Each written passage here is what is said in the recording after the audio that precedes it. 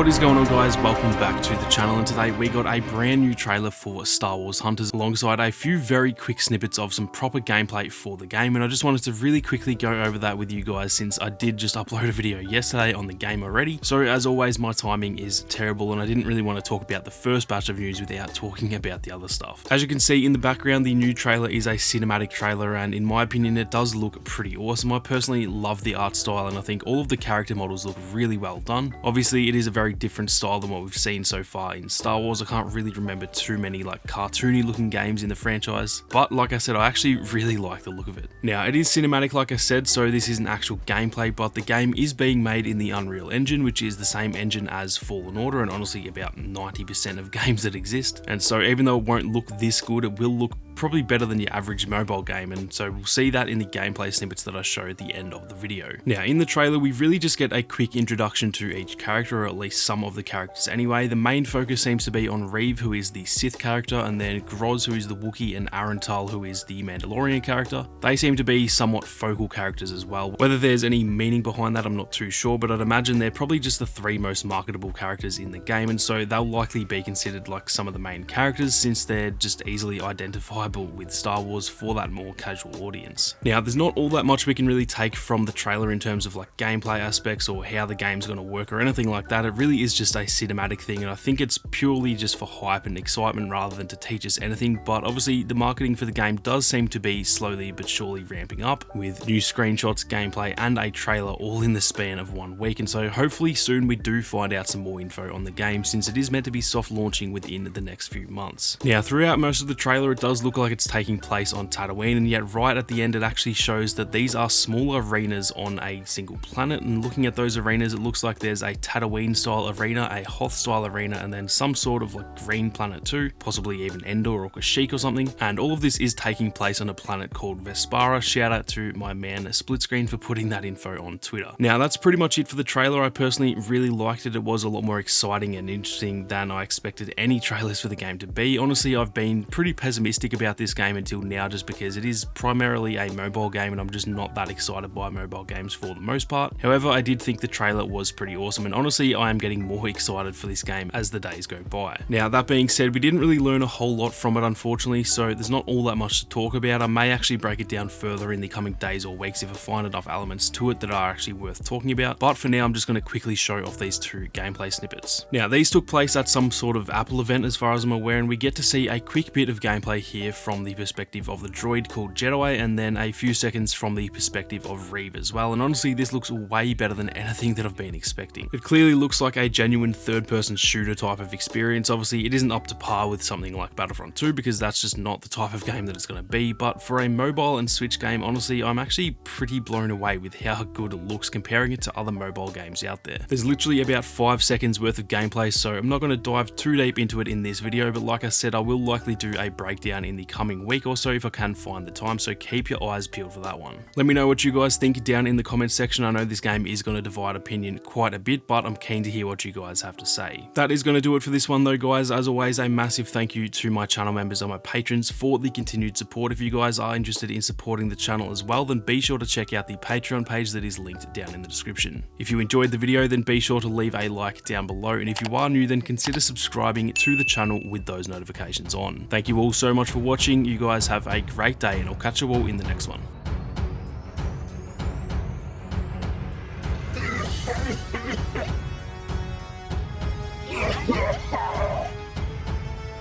Crush them! Make them suffer!